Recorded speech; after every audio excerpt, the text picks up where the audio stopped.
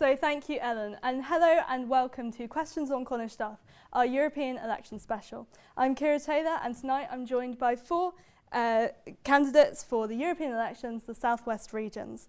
The parties running are the Brexit Party, Change UK, the Conservatives, the Green Party, English Democrats, Labour, Liberal Democrats and UKIP, as well as 3 independents. Tonight we are honoured to be joined by Rachel Johnson, first on the list for Change UK.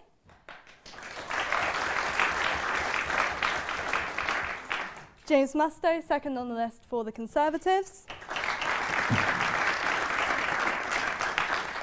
Jean Kirkham, third on the list for Labour. And Anne Widdecombe, first on the list for the Brexit Party.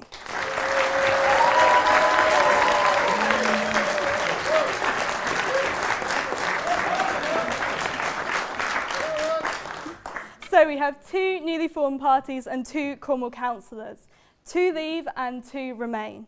Firstly, how did you vote? Rachel's looking strange there. Were we starting early? How are you defining Labour's position? We'll get to that in a while. Firstly, and I hope this will be a simpler question, yeah. How did you vote in that 2016 referendum? I voted Remain. James? I voted Remain. Remain. Leave.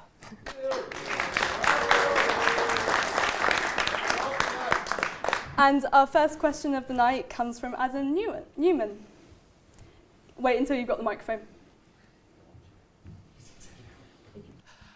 What are you planning to do to ensure that we are reducing our carbon emissions by 2030? So what are you all planning to do to reduce carbon emissions by 2030? Of course, Cornwall Council has agreed to be carbon neutral by 2030, partly thanks to your amendment, Jane. Do you want to take that first? Yeah, it's quite a good question for us down in Cornwall, really, because we're the biggest rural authority yet to declare a climate emergency. And have the aim of being carbon neutral by 2030, and that is something that was my amendment actually that went through the council. Sorry, yes, and that was my amendment that went through Cornwall Council to declare a climate emergency in Cornwall. So we are doing something about this locally, and as a council we've given ourselves 6 months to prepare a report to say what we're going to do next. That report is due in July, and we're all working pretty much cross-party on that because it is so important down here. Obviously, the Labour Party have a green agenda. That is something that we would do nationally, and if we were elected back to the European Parliament, it's something that the Party of European Socialists, of which we are a part, feel very strongly about as well. All sorts of things have been done already in Europe. We would want to do an awful lot more around, for example, one of the things that the zero carbon homes that was an ambition under the last Labour government and was dropped by the Conservative government. That's something we'd like to bring back. Particularly in Cornwall, looking again at renewable energy and power, which was a real growth industry down here. It's died off a little since feed-in tariffs have gone. And wind turbines have been treated slightly differently. We'd like to regenerate and rejuvenate that industry in Cornwall. In fact, EU money has funded about £10 million of it. The geothermal energy plant at United Downs, the Hot Rocks project, and Cornwall Council has put £2.5 million into that as well as some private investment. So no national government money, unfortunately, there either. So we're looking very much at, if we were in Europe, we would be using the structural funding that has come to Cornwall so much in the past to push that agenda as much as we can. But of course, if a Labour government were elected, it would be a really important thing as well. Okay. I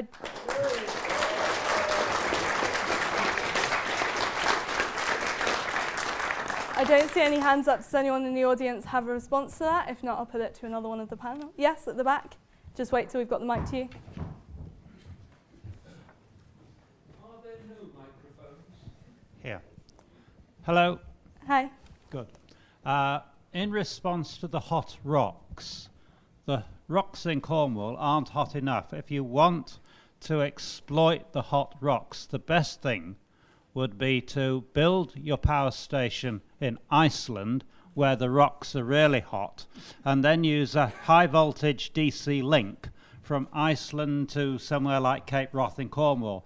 That's a long distance, but even so, the savings that you will get in the increased power that Iceland will get you rather than Cornwall would more than offset the transmission loss of such a link. So suggesting that we take power from Iceland where the rocks Yeah, are really build- hot and taking it back. Build our own, own our power stations, build it. Obviously we'd employ Icelanders, but the stations could be put in Iceland.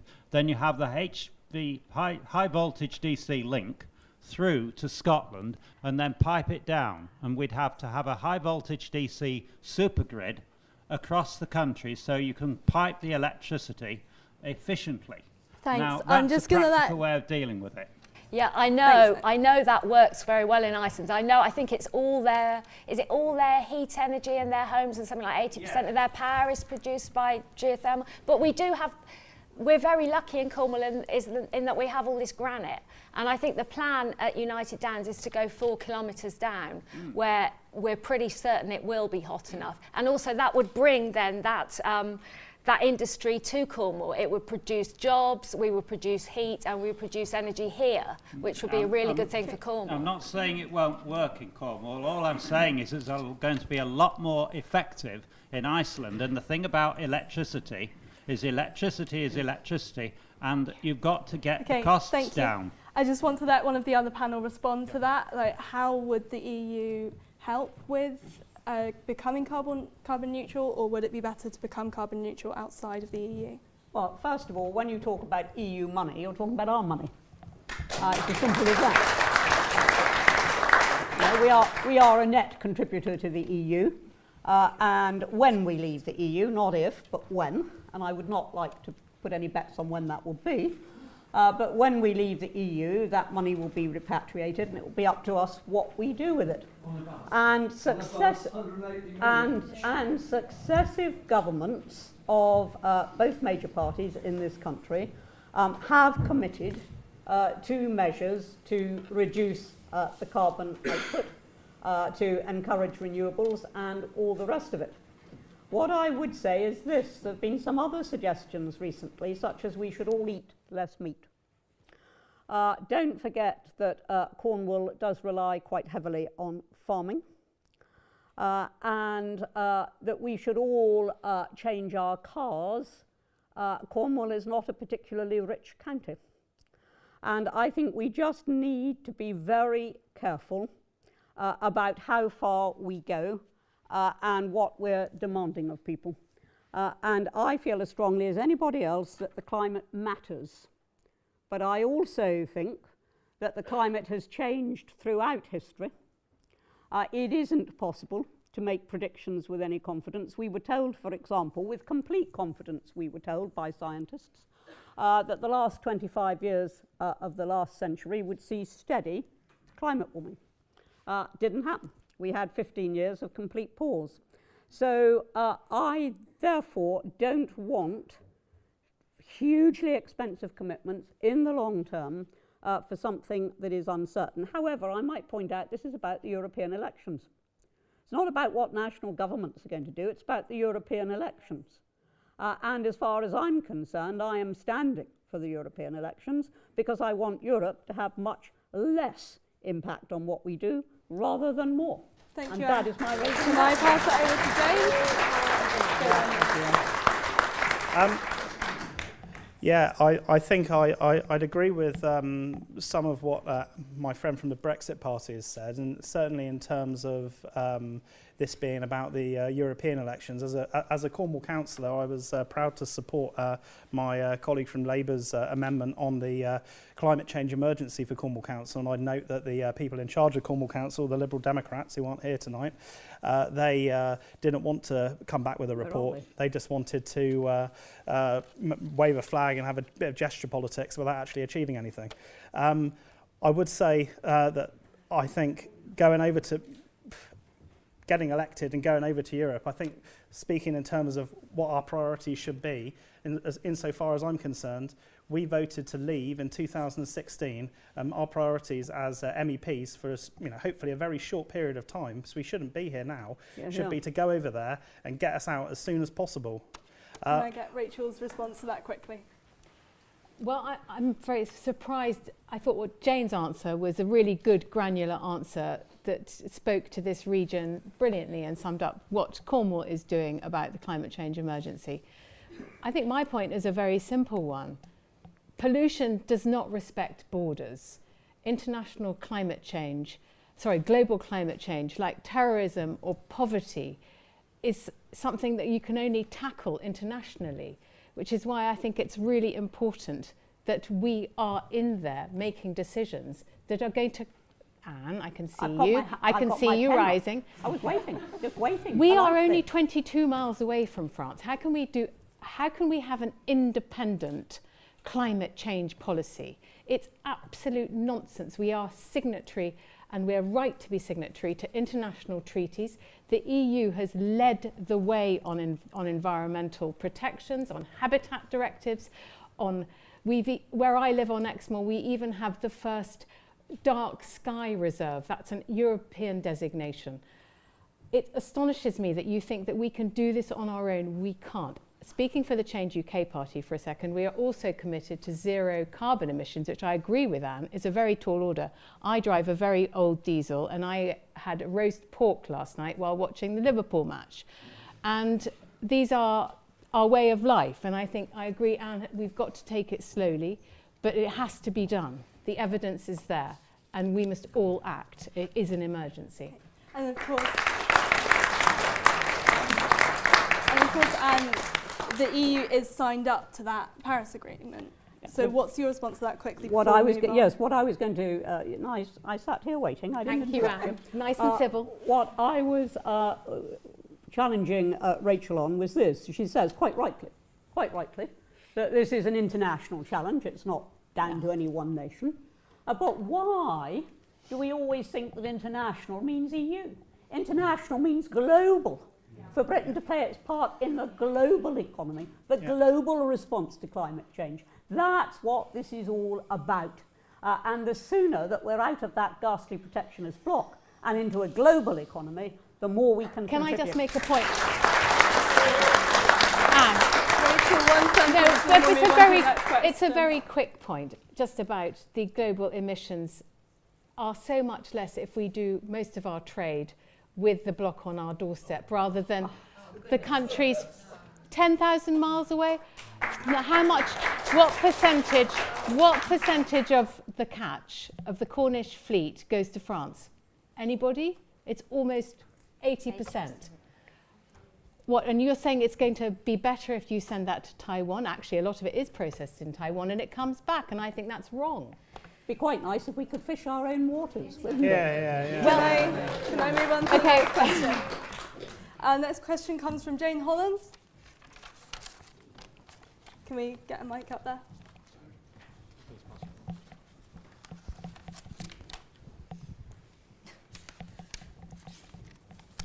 Good evening, panel.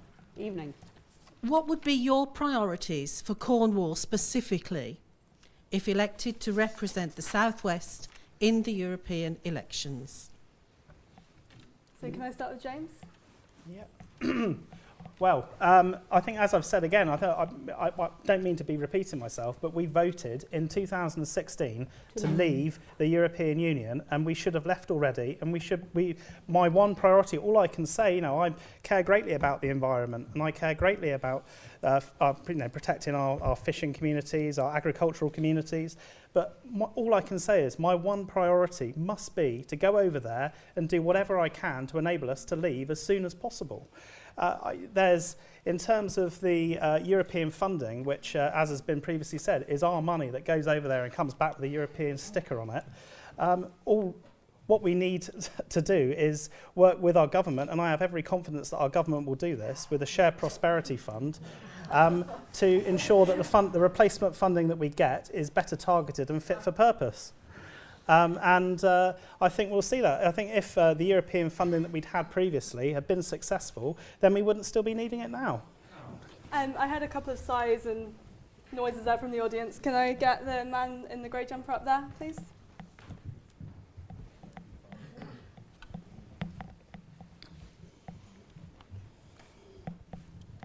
Hello there. Could I ask the Conservative member for the European Parliament perspective why we should believe what he says when you've had 3 years and you completely cocked it up?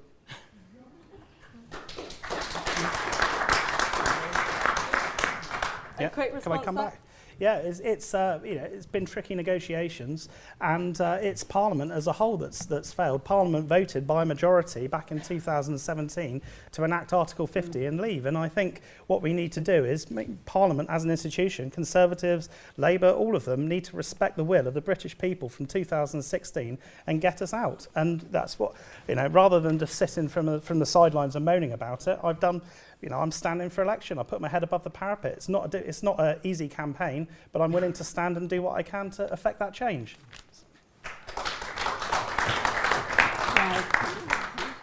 Can I take your question and then we'll go to the rest of the panel? In response to that, I'd just like to ask you, did you vote for Theresa May's withdrawal agreement, stroke treaty? No, because I'm not a member of Parliament. Right, okay. Would you then, would you?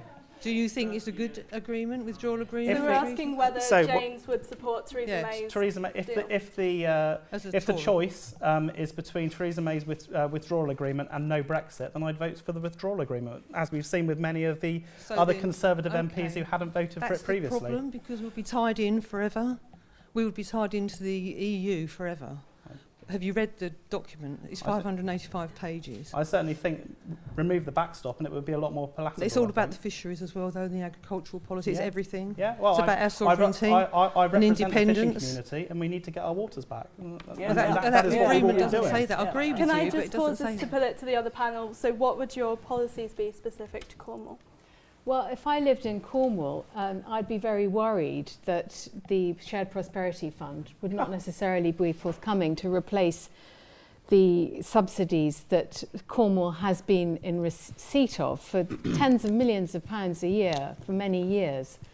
I don't think that that is in any sense a guarantee. And when you say, what's your priority for Cornwall? Well, my priority for Cornwall would be to keep Cornwall prosperous. And I think it's another one of these unicorn promises that isn't necessarily going to be delivered, especially if, let's say, there is a no-deal Brexit. There isn't going to be funds available, even in a hardship region like this, to support the Cornish economy. I live on a hill farm on Exmoor, where 2/3 of farm income comes from the CAP. Anne says that's our money. It's not just our money. This is a communal pot of money that is shared. Put that over to Anne. Well, yes, and then to Jane about her policies. The rate of agricultural suicide is predicted to go higher than it even is already. These farmers need support, and they are going to be unsupported. I mean, I love all the ideas for rewilding, but you can't monetize a hedge or a hedgerow or a wildflower meadow in the same way as you can monetize crops and all that. Can I put that to Anne now, and then we'll hear from Jane? Yes, can I just say what I wanted to say just now, but couldn't quite get in, which is that I am grateful to James for this, that he says he voted Remain, but now, because of the referendum result, he's committed to leave. Absolutely, yeah. And I think that is a very honourable position, and I wish that many other Remainers had taken it. Right, Cornwall. Half my family, at any rate, is Cornish. My father's family go back centuries in Salt Ash, which I know some of you will say sarcastically is only just Cornwall. So, I mean, I feel a tremendous affinity with Cornwall, but let's look at the facts. Yes, we've had EU funding, but the EU funding that we've had was meant to be that after 7 years, it would have been effective, it would have brought us up. The stark fact is that we've now had 3 lots of such funding, and yet still the average wage in Cornwall is much less than the national average wage. In short, it hasn't been effective. And what I would like to see is a new approach. And for example, I think that fishing, and most fishermen, in fact, practically all the fishermen I've talked to, want to leave for this reason, that if we could regenerate fishing, take back control of our own waters, stop this hideous business of dumping catch, that would actually feed in a tremendous amount to the Cornish economy. And it's things like that, actual economic progress, not grants here and grants there. And can I get Jane's response on that? A couple of things quickly. I'll come on to Cornwall in a minute. Just to deal with fishing, though, most of our boats in Cornwall are small boats.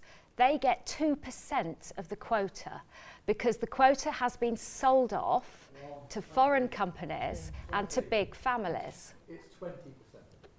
Small boats under 10 metres have 2% of the quota. No.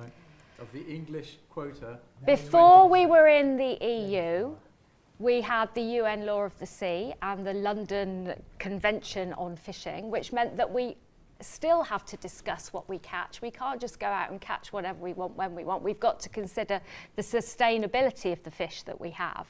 Now, if that was dealt with, if the quotas had not been sold and what we can fish was dealt with fairly, then the Cornish fishing industry would be in a better place. Now, to go back to Cornwall, and right, since Candy Atherton separated Cornwall from Devon and managed to get the Objective 1 funding here, we've had over €1 billion worth of funding in Cornwall, and it has done good things. I mean, there aren't enough EU flags everywhere to show that the way that the A30 is dual, the way the trains have been dealt with, the airport, the Cornwall Air Ambulance. Today I was on a panel looking at distributing what's left of the EU money, and we're looking at projects in youth centres, getting people into work, we're looking at regenerating buildings in red roofs so they can provide workspace. It's still doing good things. Now, the EU, it's not the EU's fault that Cornwall hasn't been prosperous. There are a lot of other reasons that Cornwall hasn't been prosperous.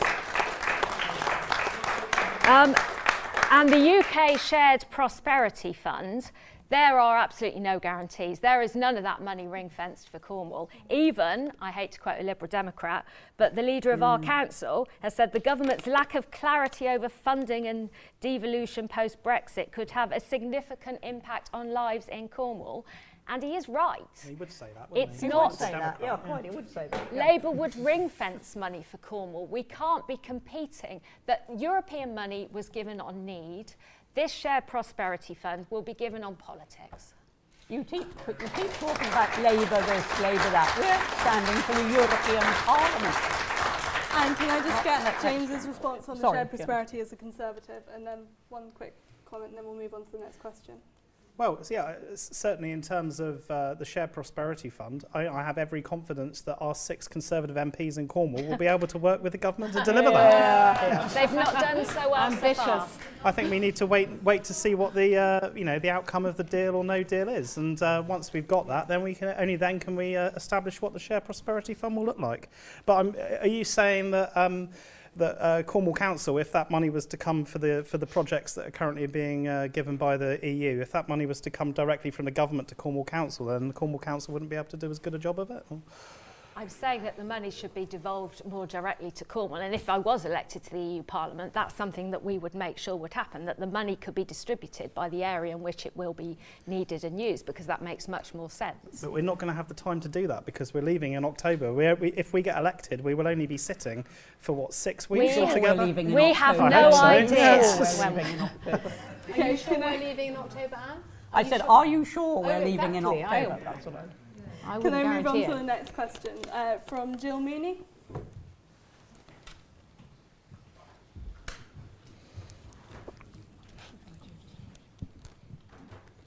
Hi. If the Remain parties in Parliament succeed in stopping Brexit, how will you justify your actions to the 17.4 million voters who voted to leave the EU? Yeah.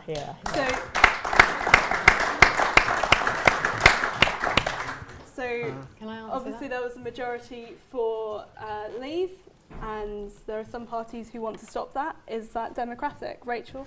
My answer to that is very simple.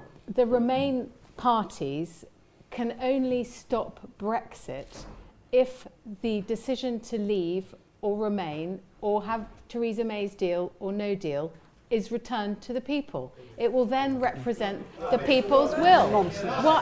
How can you argue? How can you argue that the will of the people is a set point in democratic time, that nothing else can happen after that? Who was it, audience, who said, when a democracy ceases to be able to change its mind, it ceases to be a democracy? Answer comes there. David Davis, a leading Brexiteer. On the night of the referendum, the Leavers who thought they had lost were already planning a second referendum. It was already in the works from the architect of the Leave campaign, Dominic Cummings, who has been found out. He said, don't tell them how we're going to leave, just tell them we're going to leave and we'll work it out afterwards. We've spent 3 years working it out and failing. That's because the promises were undeliverable. No. Couldn't have our Rachel, cake can I and eat move on? it. It's not Parliament's fault. Put it back to the people. Rachel, can I move on? James? Rachel, you call yourselves the Change Party. Perhaps you should call yourselves the Status Quo Party, because you just want it to be exactly the same as it is at the moment. And the Leave vote in 2016 was the single largest democratic mandate given by a whole load of voters to, for Parliament to act on. And I think it's, appalling that Parliament hasn't been able to do it so far. How would you have done it, James? I would have gone to Europe with a much firmer stance right at the beginning. Yeah. Well, you asked. That's why I'm standing. You see, when people say, Rachel, can we just hear James's finish? I think people calling for a second referendum, it's just throwing your toys out the pram. What happens if the second referendum came back with a further Leave vote? Because the people are, I'm out talking to people on the doors every day, and all they want to do, whether they voted Leave or Remain in 2016, is just for us to get on with it. What happens if we came back with another Leave vote? We've got one question in the audience. if you vote Leave again, that is fair enough. But my point is, what are you so? If you firmly believe, why are you so frightened of another vote if you've guaranteed a Leave result? Rachel, can I just take the question from the audience up at the back? That's right. Sorry, Guys, can I just say no? One more thing. If there was a second referendum and a people's vote, maybe a different people's vote, I'm not entirely sure where the people thing comes from. Would there, and it came back Remain, would then we be entitled to a best 2 out of 3? What is it? It's not a wrestling match, crikey. Can we hear from the audience? Hi, good evening. Name's John Torres. It's loosely the question is guided into this. But if a general election is held, do you think that people will vote, the electorate that is, on a party political basis, or on whether or not the candidate is a Remainer or a Leaver? So that's about, if there were a general election, would people stay with parties? Would they vote for the parties, or would they vote for the politicians' personal belief on Brexit? I want to put it to this side of the table. Jane, do you want to go quickly? I like to think in a general election people would vote for what they wanted for the country, and they would think of the policies that party have and whether they could make the country better. We've had 3 years of nothing, really. We've had, since the last election, and really since June 2016, nothing's happened. There's been no domestic legislation. There's been no social care green paper. The country's stagnant. It's stopped. I like to think in a general election people would vote to change the government. And can we hear your response to that? First of all, can I say very briefly this? I was trying to get in earlier. That was, in case you missed it, a second referendum. We had one in the 1970s. And David Davis was quite right. Democracy was allowed to change its mind, and democracy did change its mind based on 40 years' experience. That was the second referendum. And now, can I take when this? hang on, do you want me to answer this question about Leave Remain? I personally think that if by the time the next general election, which isn't scheduled until 2022, if we still haven't Brexited, then I think the issue undeniably will be between Leave and Remain. Yeah. If, however, we have Brexited by then, and by that I mean left, not sort of standing one leg in and one leg out. Then by then we would have returned to a domestic agenda, and I assume that that is what will inform most people's decisions. But quite honestly, if we have a general election without this being settled, then yes, I do think it will be a contest between Leave and Remain. And I think you only have to look at what happened in the local elections to know who's going to win. Can I get a question from the audience? It's just an observation. Ms Johnson talked about the promises not being delivered, but the referendum had nothing to do with promises. It had to do with, do we want to stay in Europe or leave Europe? The decision was to leave. The stagnation that has followed has nothing to do with the decision of the democratic will of this country. It has to do with a parliament that does not deliver the will of the country. I want to let Rachel answer that because that was directed to you. In the run-up to the referendum, the country was told by the Leave campaigners there was no downside, only upside. It would be the easiest deal in human history. There'd be £350 million a week returned to the NHS. None of those things were true. Of course, the vote was taken on the basis of what people were told. The year before the EU referendum, the EU was 12th on the list of salient issues in terms of voter interest going into an election. The referendum brought it to the fore, so everybody had to decide on the basis of what people said and what they read and what they heard and what they were told how to vote. Can we get a microphone? I'm not saying you're naive. Everybody was undecided. Most people were undecided. Can you just wait till we've got a microphone to you so you can serve one? It doesn't work anyway. It's so that we can record it. Yeah, I think the tragedy is that, yes, we have lost a massive democratic system, the demise of Labour and Conservative. We have no vision from our politicians. And Rachel, you mentioned you're watching Liverpool Football Club last night. Monsieur Klopp has a strategy for his whole team and his whole environment there, and the background and the people who work, you know, through. But on the pitch, he has a tactic, and that changes. Now, Mrs. May has had no strategy, just tactics. So hence, you know, and it's been. That's it.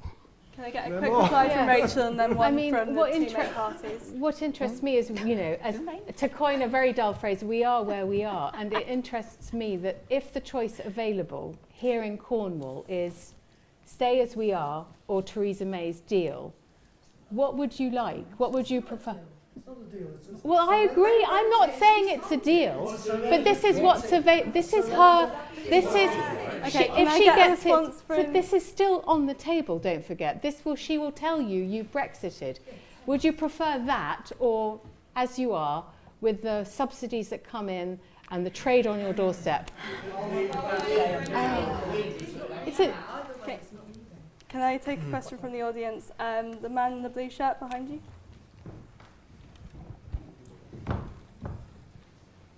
That is an unfair question. Theresa, has anybody on the panel read the withdrawal agreement? Well, Oliver Letwin hasn't, so don't worry. But there are 485 pages, and it is very complex web-like, but there are 40 horror stories. And I'm a stout Brexiteer, but I would rather be in the EU than sign up to this vassal agreement. Thank you for answering my question. question. I don't want to be in the EU. I want democracy. And I worked hard on the streets in 16, and people knew what they were voting for. They were voting for democracy and sovereignty. And Mrs. May's 40 horror betrayal deal is like the two manifestos in 2017. They're like lavatory paper. They went the next day. I want to move on in a second. I want to move on in a second because part of this election is about the future rather than that 2016 referendum. But can I just get one comment from the audience and then one from the panel? Yes. I'd like to ask, actually, if we can, if everyone here is a leaver, put their hand up. Lovely. And how many of you, keep your hands up, and how many of you, knowing all we know now, would vote the same way? Yes. Yes. Yes. That's your answer. Can I get one?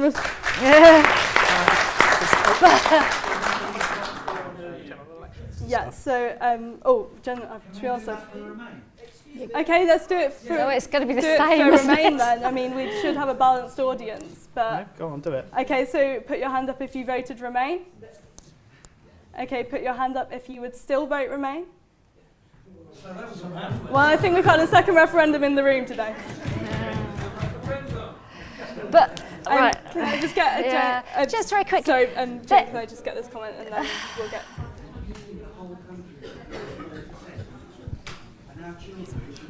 Okay. In terms of democracy, I have two 15-year-olds sitting next to me. They can't vote, but they're here because they're worried about their future.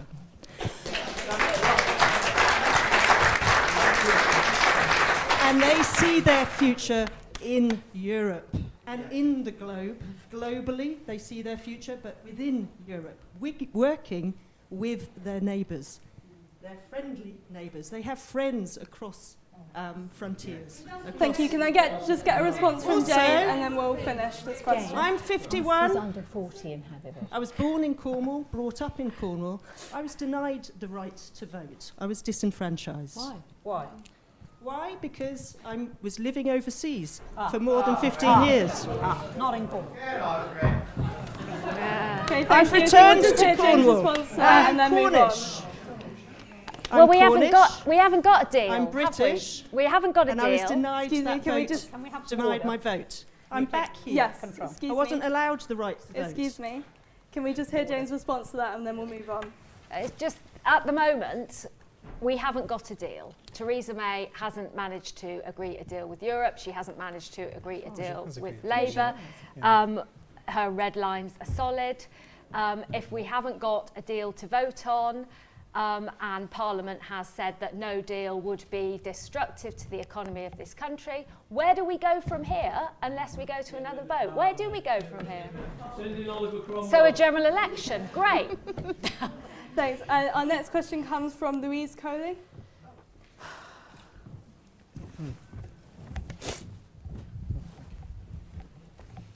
Hello.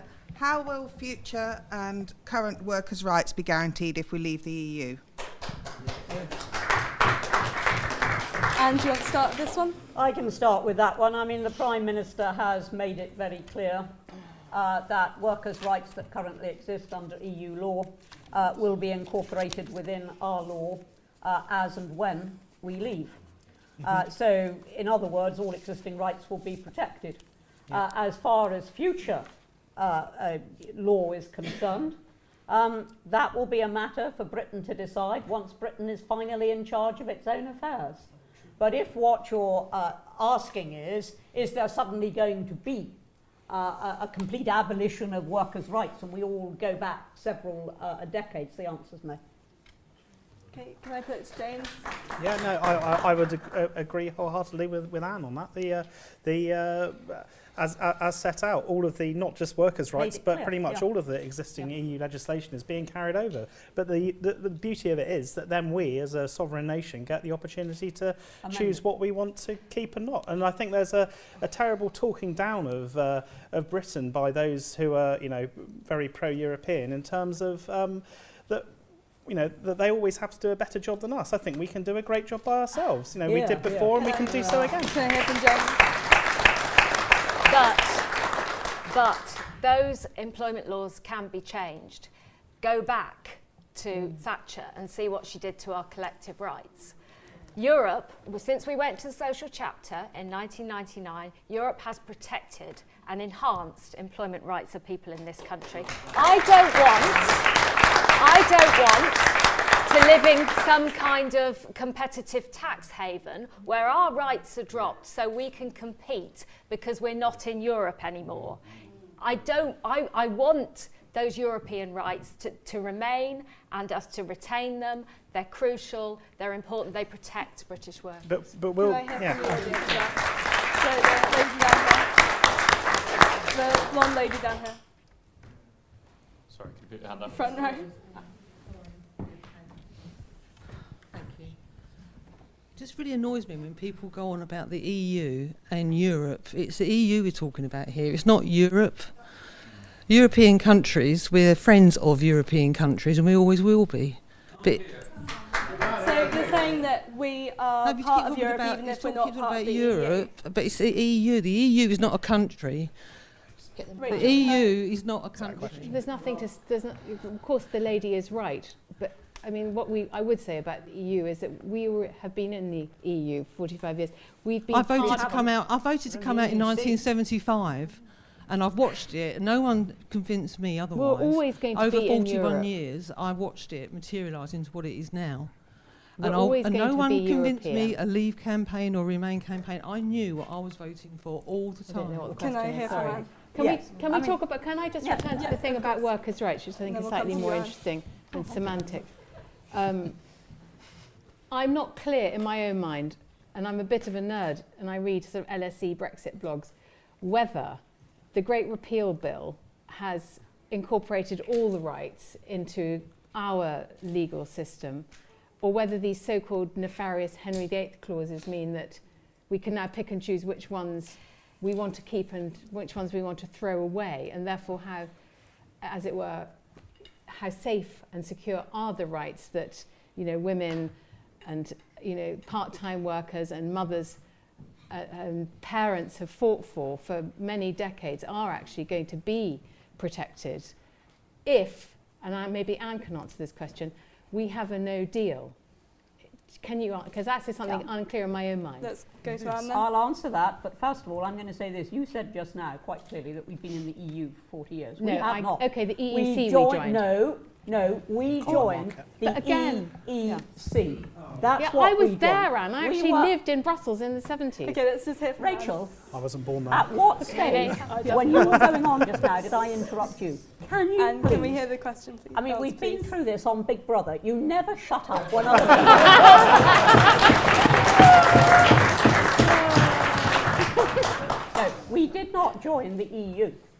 In 1975, we joined what we thought was an economic agreement. It was called the European Economic Community. And it was supposed to be a loose collection of sovereign states in a tariff agreement. And since then, it has grown into a monster of federalism, quite honestly. That is not what we have been in for 40 years. And that is why there was a different result in this referendum from the one that happened in the 1970s. Can I just hear from... I actually had to live in Brussels as a child for 7 years because there was we were part of the European Civil Service, the Commission.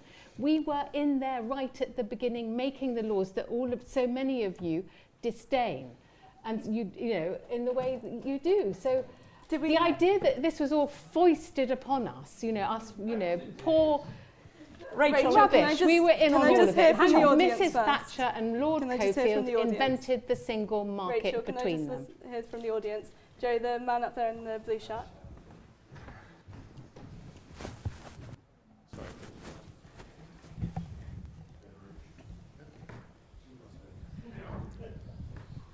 Hi, this question's really to Anne. You go on about that we've not been in the EU that long, but it was essentially your party that took us into the EU under John Major that signed the agreement that Doesn't took make us it in and right. made it. But you joined the party even after that happened, so surely you must have been supportive of that, otherwise why join the Conservative Party? Can we hear a quick reply from you, Anne, and then I want to hear from Joe? Good question. Good question. I was a member of the Conservative Party for 55 years. For a large number of reasons. But for 7 of those years, I mean, Rachel said 7 years in Brussels, for 7 of those years, I was a minister in the major government. And I saw at first hand how little control we had of our own laws. Let me finish. No, I'm going to finish what I'm going to Hang on, finish can we just what let- I'm saying. can we just let Anne I'm finish? going to finish what I'm saying. And I saw in those 7 years how very, very little control we had over our in-laws. When I first became a minister in the major government, I was very mildly Eurosceptic. By the end of that 7 years as a minister, I was completely Eurosceptic because I realised how little sovereignty we had left. Then why the leadership election did you back Ken Clark then? I backed Ken Clark, but I backed Ken Clark for two reasons. First of all, he always said that although he believed in the European dream, he recognised that his party did not and that he wasn't going to be able to foist it on them. And I'll tell you why I backed Ken Clark, because he was easily the most competent candidate. His record as Chancellor of the Exchequer, as Home Secretary, as Education Secretary, as Health Secretary, was one of actually standing up to the civil service and hammering through reforms. And I knew that that guy could deliver. And that's why I voted for him, not because I shared his view of Europe. I never did, and I still don't. Thank you, Anne. Can I just quickly hear from James, and then we'll go on to the final question. Yeah, just to say one thing I don't have in common with Rachel and Anne here is sadly I wasn't a celebrity Big Brother contestant. Neither was nor, I. yeah, You're nor lucky. Jane. Yeah, You're lucky. And no, I don't think Jane or I we're on a celebrity come dancing either or anything like that. But one thing I don't have in common with is I wasn't born when that original vote happened in the 1970s. Despite having grown up in the EU, I voted Remain in 2016, as I said previously. I didn't have a particularly strong view on it either way, but I voted Remain. But now I think if there was another referendum, I'd probably vote Leave, just to because I'm so fed up with the way in which the result has been carried out, Yeah. and that's a frustration shared by so many people. I don't think it can be underestimated how many people there are who are just frustrated with the way that this has been carried out, and so that's why I'm standing. And while I agree with Anne on the Brexit Party thing, there is more to politics and to life than Brexit, which is why I'm still a Conservative. So that's why I'm doing it. And moving on to the final question from Kurt Ruby, who is not here. Then we'll move on to one from Julie. Is he? Oh, sorry. Oh, Dave Stevens. Yeah, we have a question from you. Go. Dave Stevens. I'm a fisherman. I work out of Newlyn. I've had quite a bit of experience with the EU. I've been to the Commission many times, and I've worked quite closely with fishing and trying to create policy in the EU. And 92% of fishermen voted to leave. And to give a bit of background to how the fishing industry is treated, is we sell around about £1.1 billion worth of fish goods to the EU. We buy from the EU 1 billion. So it's fairly level, it's fairly equal. But in our waters, we are the poor people. We hold 60% of the resource in our waters in the southwest. We get access to 10% of that. Yeah. And I constantly work alongside other European members. Now, I'm not looking to kick them all out. I just want a fair share of our own actual collateral. So my question really is this. You have the idealism of the EU, and I've seen the realism of the EU. You can go there with very pragmatic, very sensible ideas. I managed to reduce juvenile count by 90%. I was working on trials for the government. They wouldn't accept it because it impinged on other member states' interests. I mean, this is so you go with something very pragmatic. We're a very innovative nation. And you go there with something pragmatic, and they reject it because it doesn't suit. They're not as able to compete. So my question is, should we stay in a common fisheries policy? Are you hoping for that as members of the MEP Parliament? Or are we best outside of the CFP? Okay, before any of the panel answer that, can I just get a quick yes or no? Do you agree with the common fisheries policy? No. No. No. And do you want to? Yeah. Or James? Well, yeah. With my other hat on, I'm proud to be a Cornwall councillor for Mevergissey, which is the second fastest growing fishing port behind Newlyn in Cornwall. And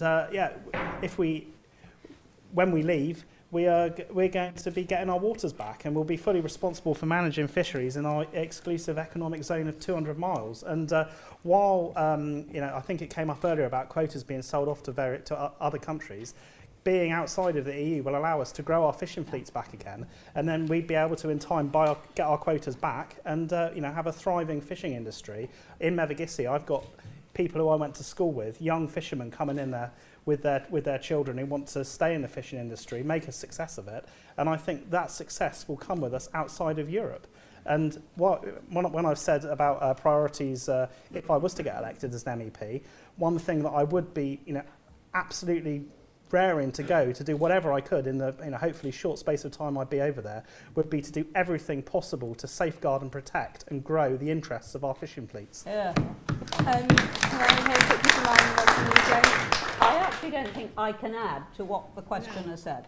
I mean, my great joy about coming out, when we finally come out, will be that it will then be a British fisheries policy and not a common policy foisted on us, but one that we ourselves decide. That's why I want to come out, so that we can decide our own affairs.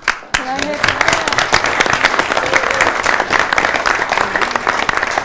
from Jane, your response to that? By law and common sense, though, we have to agree with other nations what we catch and how much we catch to keep the fish sustainable. We have to do that anyway. We do have the problems that small boats have very small quotas. And also, what then do we do about our exports to the EU? If we're exporting 80% of what we catch down here... That doesn't exist at the moment. Who's to say that would exist? Who's to say we wouldn't get sold down the road? I'm sorry, I have to correct you. It's not 80%. It's around about 60%, and it's declining rapidly. A lot of our trade now goes to China and the Far East, who pay a lot more, and they have a far larger middle class than Europe.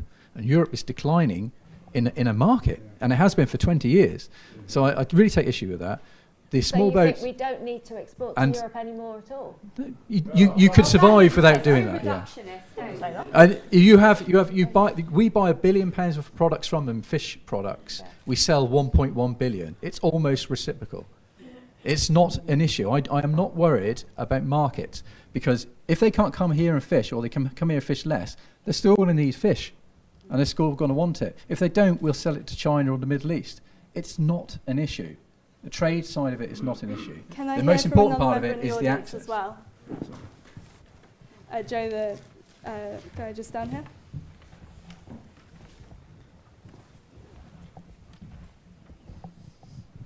My name's Zach. I'm 15. I didn't get the choice to vote. If I could, I would have voted to remain. But we've been focusing this evening quite a lot on all of the financial ramifications of the common fisheries policy, and I totally respect that.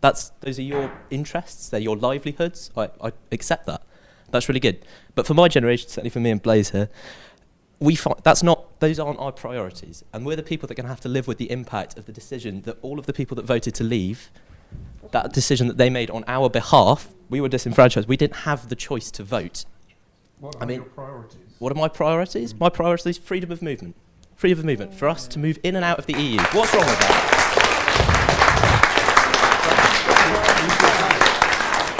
We could have freedom of movement, up to a point. Yeah. We could have trade with Europe, but what we don't want to be is controlled by Europe. Exactly. That's what we want. We want to trade with Europe. We are part of Europe. Before we went into the EU. Can I hear... We were trading with Europe then. Can I hear Rachel's response to that? What's your name again? Sorry. My name's Zach. Zach is absolutely right that what he's referring to is what's called the four freedoms. They are indivisible. Work, travel, movement of capital and goods, and all those things. You can't cherry pick what you want.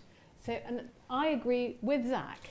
I think that my children actually cried. I know Boris was furious when I wrote that, when we left the EU, because my daughter had a job lined up in Paris, and that job did not materialise because they said, we're not going to take you, why should we? The status of EU nationals is still fairly unclear. It's incredibly hard. Gloria Del Piero can't even get her parents' settled status. That I feel very personally, like Zach, that the freedoms I've enjoyed to live and work in Brussels, in Paris. I've also worked in Washington, D.C. It's outside the EU and Europe.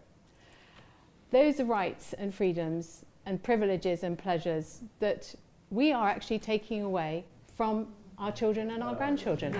And what? And why?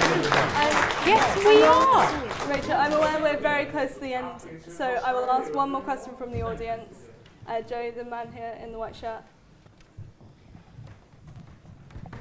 Rachel, 2 points.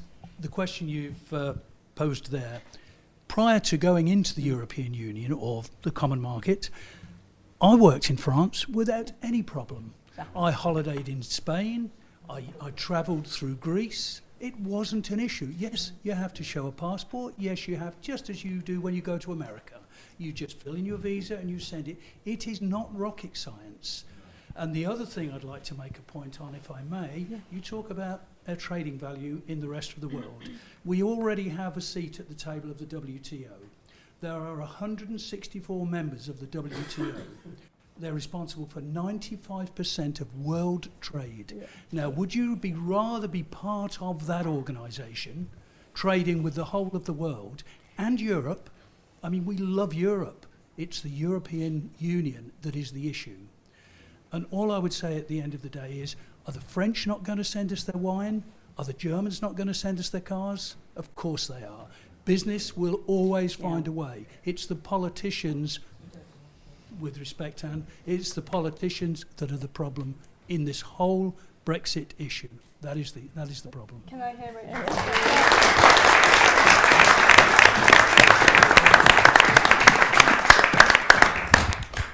I think we will leave the EU, and I think that it's going to be like leaving a club. The club privileges its members. The idea that we are going to have the same access and tariff-free trade is for the birds. We've just got to put up with that and enjoy the nebulous, intangible benefits of sovereignty and what you regard as democracy, and having executed the instruction of the people 3 years ago. And good luck to all of us is all I can say. I just happen to think that we took a wrong turn and there's no need to carry on. It's like the Bruce Springsteen song. There we are. 2022, the Lisbon Treaty kicks in. Can I hear one response from either of the Leave supporting candidates, and then we'll finish? Yes, I mean, you're quite right. I can remember before we joined the EEC, and you could travel in Europe, and you could live in Europe, and you could work in Europe, and you could buy a house in Europe, and they could do exactly the same with us. What we are now actually facing is a bit of punitive treatment from the people that we are leaving. That is what we are now facing, and that will not last. So, no, it is absolutely so. I mean, Juncker actually said it in terms. He was going to make things as hard as possible. But he doesn't want anyone else so to that go other to people see either. didn't follow our examples. It's not rubbish at all. It's Juncker's own.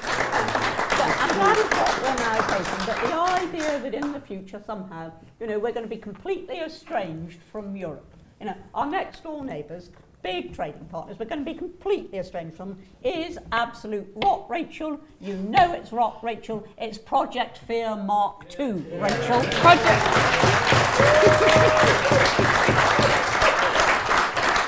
I wish you were right. It's Project Reality, and it's coming home to roost. Okay, well, I think with that I'll have to end it. So business to the business people, politicians. Yes. So I'm going to have to end it there. So thank you to everyone for joining us. Thank you for our panellists and our audience for all of your questions. And good night.